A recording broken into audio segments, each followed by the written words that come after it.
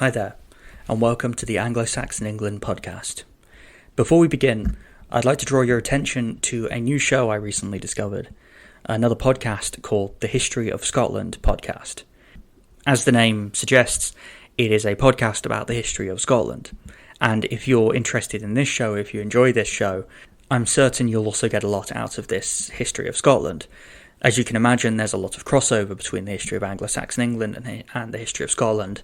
I touched on it a little bit briefly in the Northumbrian series, but this show offers a much more in-depth, obviously Scottish-centric view of things that is just really fascinating and presented in a really interesting and compelling way. And I think as I said, if you enjoy this show, I'm certain you'll get a lot out of that. So that is the History of Scotland podcast, available on all platforms.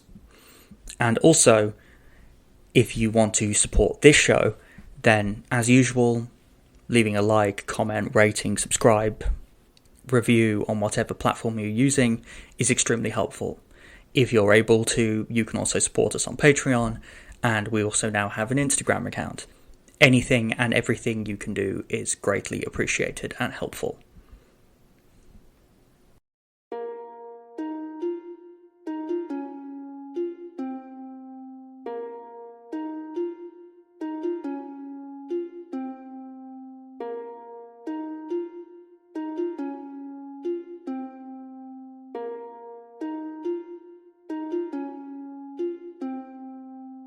What?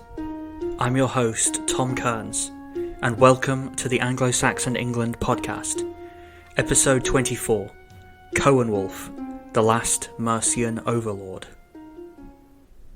King Coenwulf of Mercia, like Athelbald, tends to be somewhat overshadowed by Offa. Offa was such an enormous figure and attempted to bring about such huge changes in the way things were done in Mercia that it's inevitable that those who immediately preceded and followed him would be eclipsed somewhat by him. Coenwulf, though, like Athelbald, was a successful king by the standards of the time, and while he didn't achieve as much long-lasting fame as Offa, he nevertheless is worthy of study in his own right. However, it's also true that Coenwulf was the last Mercian overlord of southern England, and that the Mercian Supremacy, which began under Penda in 633, crumbled after Coenwulf's death in 821. This was, though, as we'll see, not primarily due to Coenwulf himself, despite what later historians claimed. Coenwulf was a distant cousin of King Offa. He claimed to be descended from another brother of King Penda named Coenwulf. Who this was, though, is hotly debated. It is possible, indeed it's been suggested by several scholars, that it was Coenwulf, King of Wessex, who was Penda's brother-in-law, but who angered the Mercian king by repudiating his wife while their children were still young. The children then probably returned to Mercia with their mother, so it is likely that Coenwulf, if he was one of them, was raised in Mercia despite having a West Saxon father. If he wasn't a descendant of Coenwulf of Wessex, then probably this Coenwulf, who is otherwise unattested in the primary evidence, much like Eowa, was just another Mercian noble, and his sons another noble line in the Mercian kingdom. Either way, being a descendant of Penda and thus a potential claimant to the throne was a dangerous thing to be, regardless of who exactly your father was. And this was probably the same for Coenwulf as it was for Offa and Athelbald before him. It seems that Coenwulf's early life followed a fairly similar trajectory to Athelbald's and Offa's. He is totally invisible during Offa's reign. He didn't witness any of Offa's charters, indicating that he was probably a victim of Offa's centralising tendencies. Like so many other Mercian kings, this means he probably spent the years before his reign as a political exile. According to Alcuin, this bloody streak of Offa's reign was ultimately the undoing of his grand ambitions. Offa was succeeded in 796 by his son Edgefrith, the Edgefrith who he had officially anointed as his heir during his reign. But Edgefrith himself only reigned for a few months before dying in the same year. No traditions of foul play survive. It seems that Edgefrith's death, like Offa's, was natural, but Alcuin in a letter chalked this up to the fury of God against the crimes of Offa, by which he had secured the throne for his son.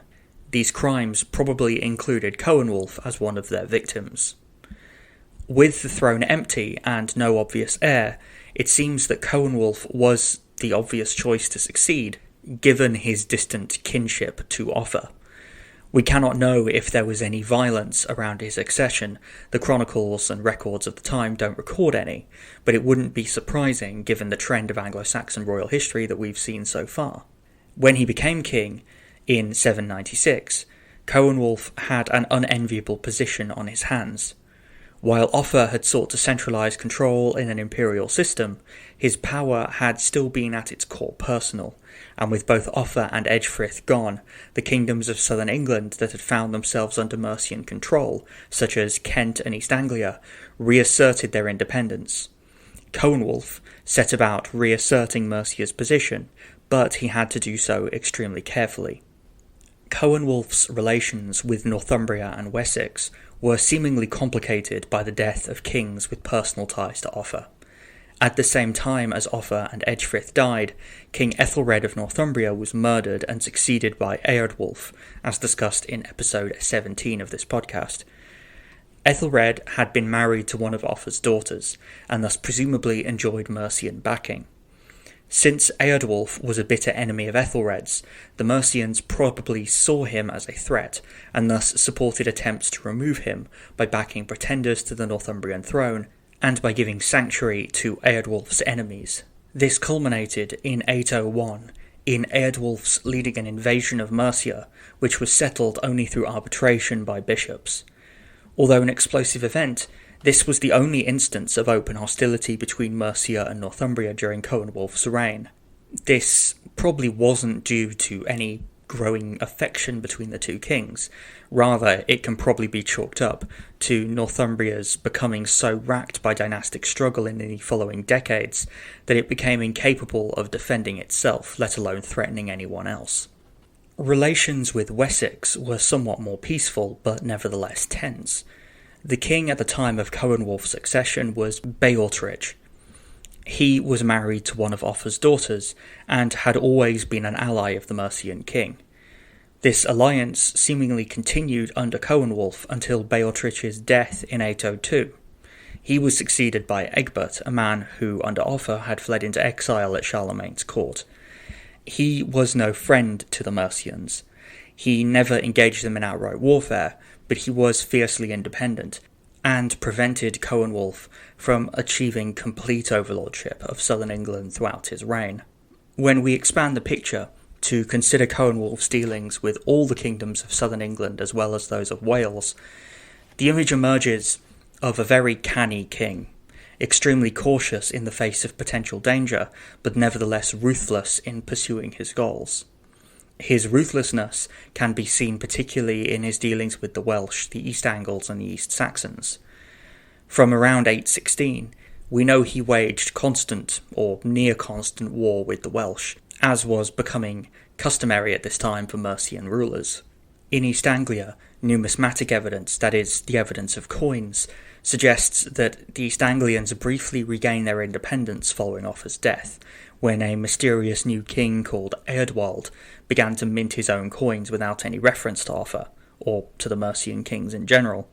But this was seemingly crushed by Coenwulf around the year 805, when he took control of the East Anglian mints and began minting his own coins in East Anglia, Eardwald completely vanishing from the record. Similarly, the East Saxons seemingly regained their independence for about a decade, between the abdication of their Mercian-friendly king in 798 and 811, after which point they begin to witness Coenwulf's charters, first as sub-kings of the East Saxons, but then undergoing a gradual decline in rank until they become simply ducks by 814.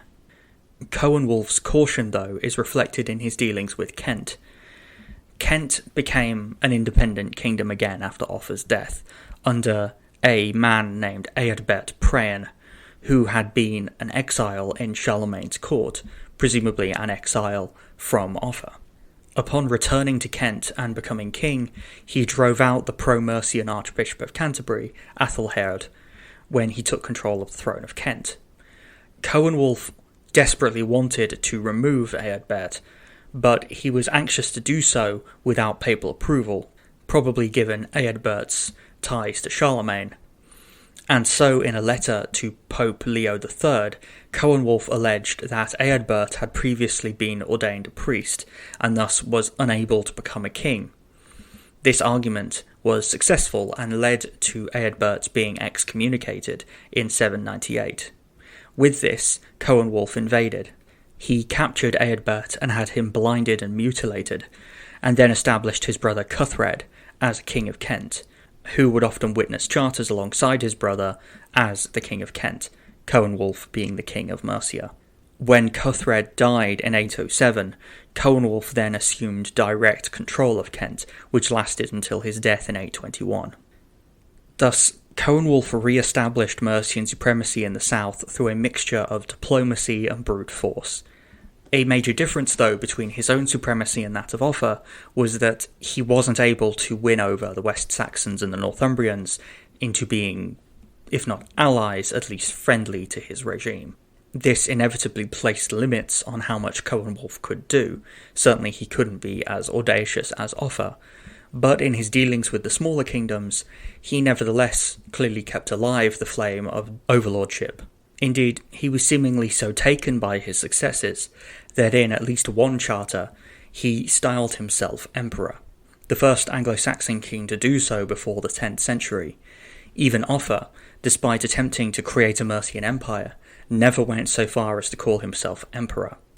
This one fact reflects Coenwulf's elevated opinion of his own position. But there was one other issue remaining from Offa's reign that had to be dealt with: the problem of Litchfield. As we discussed in the last episode, Offa established Litchfield as a third archbishopric due to his contentious relationship with Janbert, Archbishop of Canterbury. Coenwulf clearly did not support this settlement, probably because it left his southern English domain divided between two archbishoprics. In 803, he convened a council at Cloversoe to abolish the Archbishopric of Litchfield. But he also did not actually support restoring Canterbury.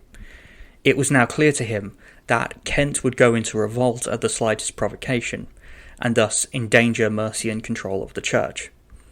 In his letter to Pope Leo III, the same one in which he set out the case for Eadbert's excommunication, Coenwulf also argued that both Litchfield and Canterbury should be abolished, and the southern archiepiscopal see be moved to the Mercian city of London, and be filled by the exiled pro-Mercian archbishop. Leo reacted negatively to the implied criticism of his predecessor's support for the Litchfield endeavour, and insisted that the archbishopric remain at Canterbury. This set the stage for Coenwulf's fractious relationship with the church, which would dominate the later years of his reign. Although Athelherd was a loyal servant, Coenwulf fell out publicly with his successor Wulfred, specifically over the issue of lay control of church lands. The animosity between the two was already strong in 808, when in a letter from Pope Leo to Charlemagne, the Pope mentioned that Coenwulf had not yet made peace with Wulfred, implying that the two had fallen out. The disagreement over the control of church lands, though, didn't become obvious, at least not publicly, to all until 816, when Wulfred presided over a council at Chelsea, which attacked lay control of religious houses. The council asserted that Coenwulf did not have the right to make appointments to nunneries and monasteries, although both Leo and his predecessor, Pope Hadrian I, had granted Offa and Coenwulf this right. The council seems to have been initiated by Coenwulf's recent appointment of his daughter, Coenwulf, to the position of the abbess of Minster in Thanet. Pope Leo's successor, Paschal I, rejected Wulfred's arguments and confirmed Coenwulf's privilege, but this did not end the dispute, and it quickly escalated to the stage where Wulfred was barred from performing his archiepiscopal duties. This occurred around 817, since in that year Wulfred witnessed two charters in which Coenwulf granted land to Denebert, Bishop of Worcester, but there's no further record of Wulfred acting as archbishop for the rest of Coenwulf's reign. One account records that the quarrel between Wulfred and Coenwulf led to Wulfred being deprived of his office for 6 years, with no baptisms taking place in England during that time, but this may have been an exaggeration, with 4 years being more likely. Either way, it seems that Wulfred was prevented from acting as archbishop during the final years of Coenwulf's reign, on account of his dispute with the king. Coenwulf died in 821, and to later historians, the death of Coenwulf was the beginning of Mercian decline. This was caused, they said, by an event which occurred shortly after Coenwulf's death. His infant son, Kinahelm, often referred to by the writers of the time as Kenelm, was chosen as king and entrusted to the care of Coenwulf's daughter Coenwulf, she who was the abbess of Minster in Thanet. During this time, and possibly on her orders, the infant Kenelm was taken into the woods and decapitated.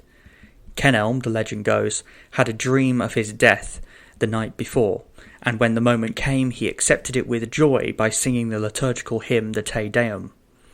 Kenelm was buried initially in an unmarked grave, but his soul as a dove flew to Rome and gave a scroll to the Pope detailing where he was buried.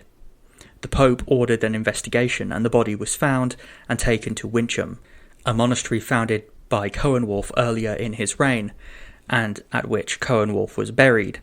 After the discovery and burial of Kenelm's body, Coenwulf died a horrible death, and Coenwulf's brother Ceolwulf became king of Mercia.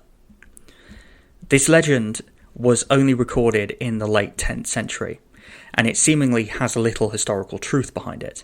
Kinahelm, who in the legend was said to be 7 years old at the time of his father's death, was seemingly 12 years old in the year of his father's accession in 798, and thus he was about 35 when his father died in 821. Coenwulf, as we've said, was also abbess of Minster in Thanet, and was never entrusted to the care of her brother. Kinahelm may well have been murdered after his father's death, certainly he doesn't seem to have become king. But for later historians, after the cult of Kenelm became established at Wincham, and became one of the most popular of saints' cults in Anglo-Saxon England, the murder of Kenelm was seen as the final nail in the coffin for Mercian domination, since God would never allow such an evil kingdom as would kill an innocent child to remain dominant. As said though, this was a later legend, and doesn't seem to have much to do with the actual history. While the suggestion of divine punishment for the murder of Kenelm should be treated with suspicion, it is true that Coenwulf was the last king of the Mercian Supremacy. I've already pointed out that in some ways Coenwulf's domination of southern England was less firm than that of his predecessors, but his successors would fail to reach the levels that even Coenwulf had achieved, let alone the same kind of success that the Mercians had enjoyed since the days of Penda. In their place, Wessex would begin its rise to dominance, that would one day result in the creation of the Kingdom of England. In the meantime, Mercia would, like Northumbria, be torn apart by internal disputes and encroaching Norse raiders. Thank you for listening. I hope you've enjoyed this episode of the Anglo-Saxon England podcast. If you have, I would like to request that you leave a like or a comment or a subscribe or a 5-star rating or a review on whatever platform it is you use. It all helps us with the algorithm and get more eyes on, or rather more ears on the podcast. If you're interested, we also have our Patreon, which really helps us to keep the show going, and we now also have an Instagram account. Again, I also want to give a shout out and recommend to you all the History of Scotland podcast. It's extremely interesting. I'm certain if you really enjoy this show, then you'll get a lot out of this podcast as well, since there's a lot of crossover between the history of Scotland and the history of Anglo-Saxon England. So once again, that is the History of Scotland podcast, available wherever podcasts are found. But once again, I've been your host, Tom Kearns, and this has been the Anglo-Saxon England podcast.